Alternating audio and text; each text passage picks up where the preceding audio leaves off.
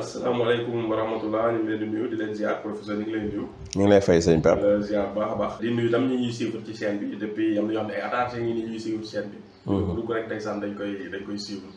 ñu ngi leen di remercier baax ci seetaan boobu ñuy seetaan di leen fàttali dama dañ koy fàttali wax ñuy partage tam vidéo yi ku ci seetaan benn vidéo nga gis ni daa am njariñ nga bañ ko yemale sa bopp nga partagé ko keneen mën si jot mën see jëriñ loolu tam lu am solo la ci liggéey ñuy fàttali ñu ngi daal professeur Ousmane Ndiaye borom Boga Bio nekk fële ci diwaanu Kër Massar comme ni ñu leen ko waxee toujours rek ñi nga xam dañoo bëgg a jël rendez-vous pour seeti ko mën nañu utiliser numéro bi nekk suuf écran bi dañu bàyyi xel numéro bi nag pour jël rendez-vous la pour poser ay questions loolu ñu koy bàyyi xel professeur ginnaaw bañ la nuyoo ziar la tey dañuy ñëw ci li nga xam ni moom mooy goyave li ñuy ñëw voilà fruit bi ci boppam. doom bi waaw maanaam moom yan njariñ la ñu amal ñun ci suñu wàllu wér-gu-yaram. sëñ Pape maa ngi lay nuyu di la ziar fàttali nga ma wala ma dugg ci goyave bi.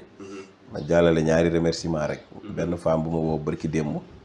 ndeysaan bay jooy di remercier. vidéo yi dañ ko sauvé. ci hépatite bu mu amoon. bi mu seetaanee liñ ci wax nag mu def ko. yàlla def bi mu demantee ñu ne ko affaire bi dañ na. mu sant bay jooy lu ne mu wax ma ko naan bu ngeen bëggee témoignage woo leen ma nangam ma ne ko waa du liggéey noonu waaye keroog daal wax na ba man sax sama xol tooy na ndax wax na ba jooy expliqué nit ñaan nag gudd fan nag lu nekk ndax te ci xolam la ko tuddee tibbee kon nag loolu rek jar na liggéey ba dee. waaw suivre nañ sa ay vidéo waaw recommandation yi nga joxe ñu def ko wér.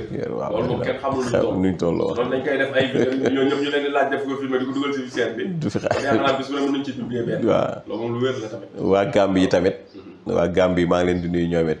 mooy maire bi ma lay wax noonu rek ndeysaan moom it day mujj di wër Gambie ku ne mu jox ko sama numéro ak di kii di sant di gërëm Ndiaye Diatta ñu ngi lay nuyu moom it ba léegi am na message bu ma liiragul sax ndeysaan tamit ñoom it reconnaissance boobu.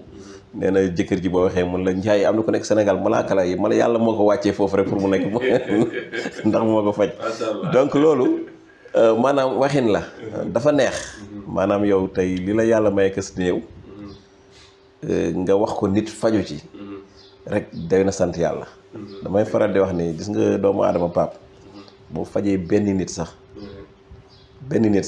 daanaka mën nga ni succès la. si bien sûr. waaw asalaamaaleykum ak nag ñeneen ak ñeneen. léegi bu ko defee nag Pape ñu dugg suñu sujet muy goyave bi dafa am ay vitamine A B C ak E am na potassium am na fer am na magnésium ak yu demee noonu. donc bëri na lu muy faj mais am na ñu wax ni boo koy consommé lu bëri mën na def perte du poids parce que ñi nga xam ne ñoo bëgg soxla perte du poids.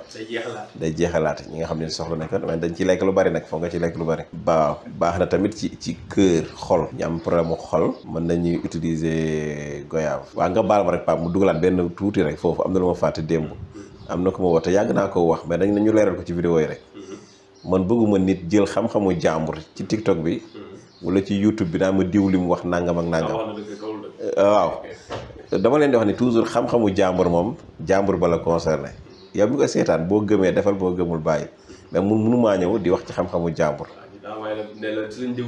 waaw kay waaw waaw loolu la léegi moo tax toujours samay vidéo nag man li ma wax man la concerné mën naa cee wax mais xam-xamu jàmbur soit da nga koy weddi wala nga dëggal ko te xamoo li ngay dëggal xamoo li ngay weddeel bu ko defee wax nañ ni kii boobu goyave boobu baax na ci lu muy faj day yokk circulation sanguine bi maanaam deret ji ni muy dawee ci biir yaram dafa gën a oyofal dafa gën a baaxal donc boo koy lekk moom goyave doom yi noonu moom it day renforcer le système immunitaire doomu aadama bu fekkee yaa ngi jël goyave bi baax na aussi ci am jabet mën nañuy lekk xaw kii goyave nu mu tuddati fruit goyave bi ñi am jabet parce que bëriwulul suukar wala amul suukar donc ñi nga xamante ne dañu am douleur articulaire mooy seen articulation mooy yax yi fi ñu tase mooy ay conco ndigg genou ak yu demee noonu oom ak yooyu donc fi yax yi tase donc ñi nga xam ne day metti bu ñu amee kii bi mën nañ koy utiliser mën nañ koy lekk nu mu tuddati